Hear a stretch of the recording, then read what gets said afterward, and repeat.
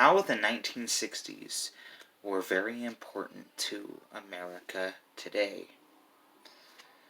We are living in a world where everybody, or the majority of the new people, the new age, the millennials, are huge into liberal democracy, peaceful solutions over irrationality of the past.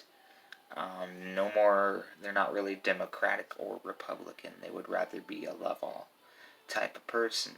That's very important to think about because what happened in the 1950s and specifically in the 1960s, well, there was a whole thing with Rosa Parks, the acceptance of African Americans in this culture as a special human being, as a human being, special like everybody else. They're not trash or anything.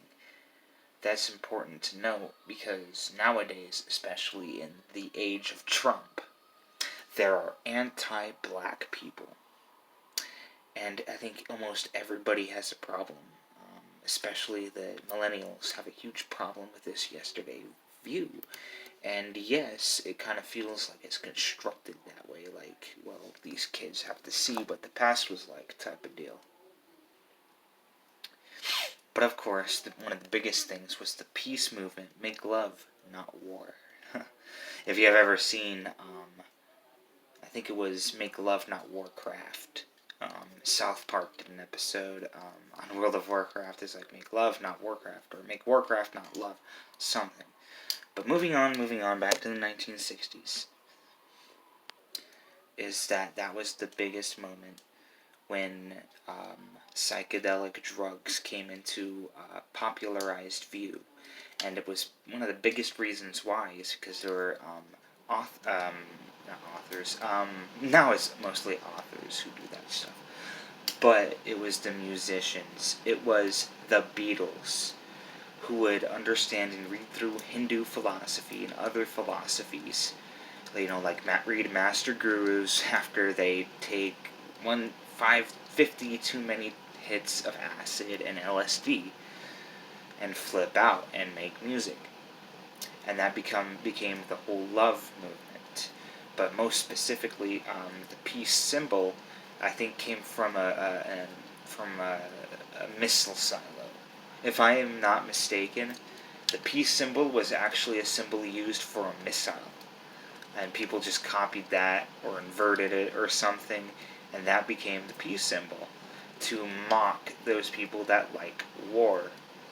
Those people that liked revolutionary war.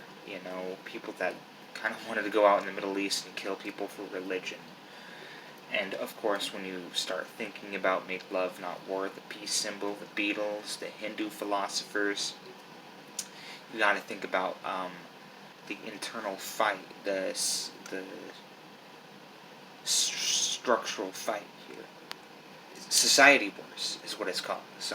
Society wars, where there's a huge war against religion and against war. Now Antifa or whatever, the anti-fascist, are now part of it. And just a whole bunch of stuff is going on now that's kind of been sparked for a while.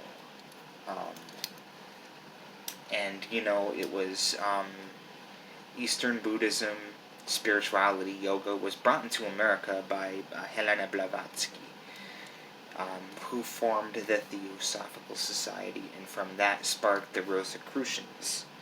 And they were an esoteric company who brought esoteric and mystical traditions to America.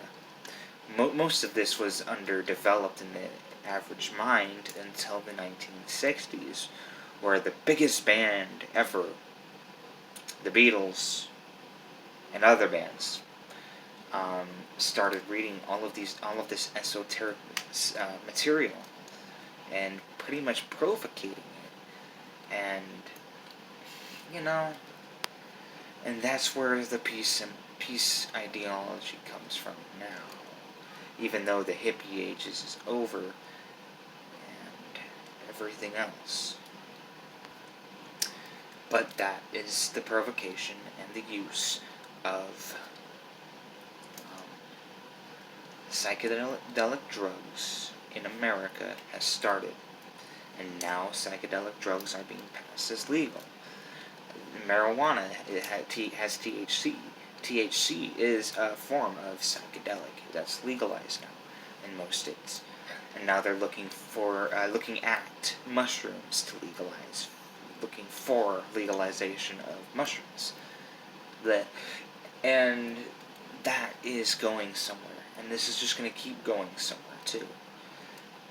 But all of this stuff, it just keeps building up to a more prosperous age. And right now, there's a lot of racism in this country that's kind of blocking that. And that's why there's a movement to completely remove racism. A lot of people are teaming up and removing racism. And I don't really know anything about Trump. I know all news is fake news for the spiritually enlightened individual, and anybody else who is enlightened or wills it to be enlightened. Any form of news and anything to do with politics is nothing more than brainwashing. Of course, there's all these conspiracy theories too, like lizard men, 5G being like hypersonic, scattering crowd type shit, and all this. But to be honest, why? I mean, like, you think about this for a second. There's a book called Satan Goes to the Mind Control Center, where it completely discredits the majority of conspiracy theories into a right-wing agenda. Of course, specifically those that have to do with the Abrahamic religions. And it pretty much points out that most people that are religious just use these theories because they're desperate for religion to stay mandatory or at least relevant. That's why they say, oh, well, the religious people are the devils. Oh, well, the devil is taking over the music industry. Well, even if there's something taking over all that, it's not the devil. But that's only if anything is being taken over by anything. An evil entity. It wouldn't be the devil. Because the devil is just a construct of what the pagans were to the Christians.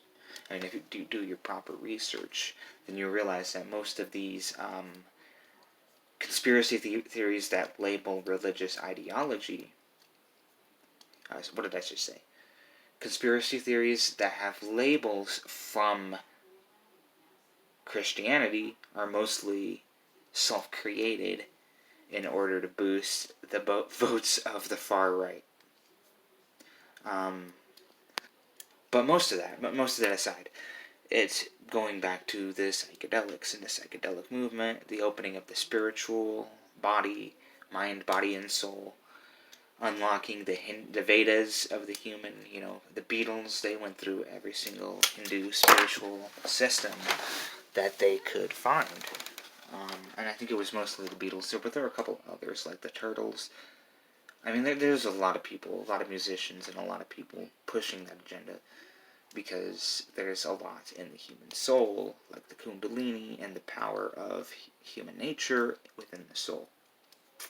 And there's a lot of agenda pushing too, but aside from all that, oh, the hippies are demons, whatever, or the hippies are Jesus, or whatever you want to label it to make it seem like there's a conspiracy when there's really not. Anyway, right now there's a lot of racism, and I think this racism was created in a way to where people start waking up and realizing that the system is nothing more the system of yesterday, prior to the Golden Age, was a whole bunch of hypocrisy, religious hypocrisy, and racism, and anti-feminism, and stuff like that. It's like, if you want to go into the new Golden Age of humanity, you gotta let all that go, because the human ego doesn't go that far. And that is my main point.